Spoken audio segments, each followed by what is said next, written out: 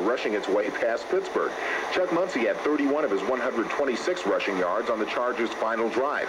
Kellen Winslow capped it with a scoring catch. The Chargers beat the Steelers 31-28 in Pittsburgh's own backyard. Next stop for Air Coryell, Miami. The Dolphins.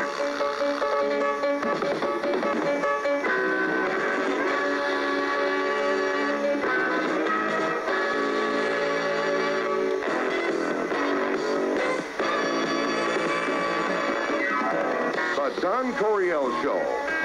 And a very pleasant good evening to you. Welcome to the Don Coryell Show. My name is Tom Kelly. We're on at a different time tonight, Coach, and we're on live, I might remind you. Welcome to the program. Congratulations to you. Your ball club was never better than yesterday. Hey, well, thank you, Tom. We're very, very proud of our whole team. Everybody, they fought back, you know, made up a deficit in the first half. Indeed. Fought back and won the ball game. You know, in light of the fact that so many people wanted to talk about courage and the lack of it that your ball club had, and integrity and all the rest of that, must have pleased you. I know it pleased your ball club with that victory. Well, I don't understand why people say that. I think the Dallas Cowboys in the last 5 years, the only team that's won more games than we have. And it takes a lot of courage, and you have to be good in order to win that many games. Indeed, just to play that game, you have to have courage.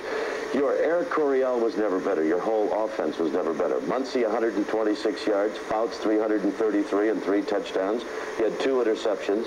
Fouts never, I don't think they laid a hand on him yesterday. The offensive line took care of him beautifully. They did a great job. Our offensive line maybe played our best game. Again, Fouts has only hit 1 time, which is remarkable. Indeed. It was truly a great victory. We've got a lot of highlights to show you. You'll be watching them all with us. First of all, some comments from the players after that big win against Pittsburgh yesterday. Well, we had enough time on the clock and figured that, you know, if we got a legitimate shot at it with the time, enough time remaining on the clock, that with this offense, we're going to get it done. Well, I don't think we were taking our time. It was just that we were, you know, calling precise plays that we knew had been working all day. And we had to run the sweep to get it, you know, to set up for the screen, and that's exactly what happened. When we got the screen going, and Kellen went in and scored. They gave a good game today, and we just got down to dumps maybe early in the beginning of the game, but we came back. Some character and poise, I think. Well, I felt bad. I scored because, you know, at the time I was 14-3 at the time when I scored 14-10. I felt a little better then. I said, you know, this might be my game. You know, I got confidence like I wanted, but I didn't ever get down with 7 because that's the biggest thing you can do, get out in 7. Hey, it's a great feeling. You know, everything comes down to the playoffs. You know, the whole season was kind of a question mark as far as who was going to get to the playoffs, who wasn't. You never knew what was going to get you in. You never, you know, you could go with a 4-5 record, so no one really knew how important the games were up until the playoffs. Now these are important games, and you know, I don't think obviously we didn't play as good as we could, which makes me happy because we won the game and we didn't play as good as we could have, and you know, something tells me we're saving it.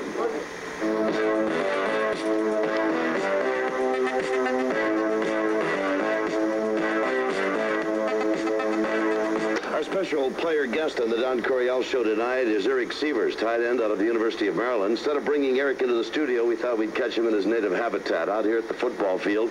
Actually, we're in the stands. It looks a little different from here, doesn't it? Yeah, it is. I like watching it from the field, though, myself. I think the Chargers like to have you on the field watching it. Let's talk a little bit about Eric Sievers. Urbana, Illinois, and then you went to the University of Maryland, but you lived in Southern California, in fact, San Diego, huh? That was when I was a kid. I was about 1963, so I was pretty young, but I lived in the Claremont area with my close to my grandfather, and we had a pretty good time. I think he enjoys watching the Chargers. Well, that's great. So then when the Chargers drafted you, it was kind of a good news item for you, wasn't it?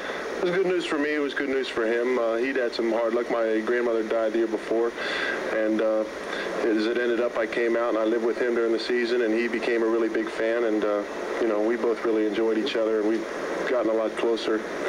You know, you're almost kind of a forgotten man in this Charger ball club. There are so many people they throw the ball to, yet every time they throw it to you, you've got a great pair of hands. You got 2 touchdown catches this year. How do you feel about it? Well, it's pretty nice because they key so much on our 3 primary receivers and our 2 big backs, Muncie and Brooks. And, you know, every once in a while, Fouts might be looking my way, and I'm usually open, at least I like to think I am. But, you know, it's just nice to contribute any way I can. Fouts says you really contribute. He says you're an outstanding blocker, and a good many of the running plays and the yardage they pick up is due to your efforts. Well, it's nice to be noticed every once in a while, but I'm the kind of guy, I think, that I just want to be in there and do my job and not make any mistakes. And if I can do that, I think I can earn the confidence of my teammates that when there is a key situation, they won't feel that they could go to me. They wouldn't have to worry about, you know, my abilities. Let's talk about those 2 touchdown catches, one of them in San Francisco and the other one yesterday in Pittsburgh. I think they're both basically the same pattern, weren't they, Eric? Well, the one in San Francisco is one I've caught about 4 touchdowns on that. I think most of my touchdowns have come in the preseason, and then last season most of them are on that route.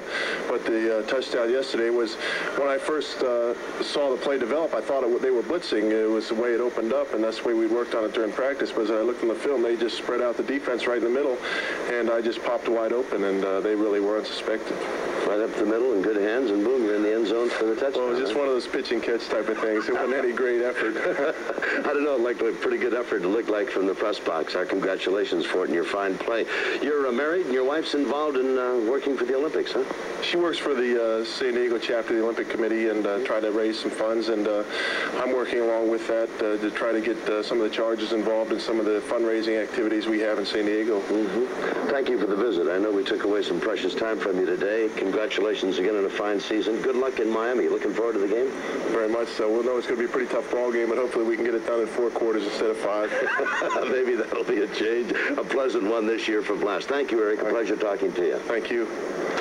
Frank, and our congratulations to Billy Shields. What a wonderful young man he is. You know, we've got about a minute left, Coach. Miami deserves more than a minute. They deserve to have you come and play them at Vita next Sunday. We've got a couple of highlights, a couple of plays from Miami this year. They defeated New England last week. Here's Woodley to Hardy, big tight end. Good football team. Very, very fine football team. They lead the entire league in pass defense and total defense. An excellent defensive football team. Offensively, they play very, very well, too. A ball control type of team. They run the ball very well. That was Jimmy Cephalo on that catch, and the guy running the ball in the end zone was Andre Franklin. 41-38 a year ago in an overtime. Are we going to see the same kind of a ball game? I hope so, as long as we win it. Sure, we'll play 6 quarters if we have to, as long as we win. We don't care. Well, you've got 2 more wins, and then you're in Pasadena. Your ball club was great yesterday. I want to wish you a great week of practice and an even greater game on Sunday. You really proved to your fans that you've got a great football team and a great club. Did a great job. Good luck to you this Sunday. Thank you very much. And we'll see you next Monday night live on the Don Coryell Show. Till then, thank you, and do have a nice week. Good night.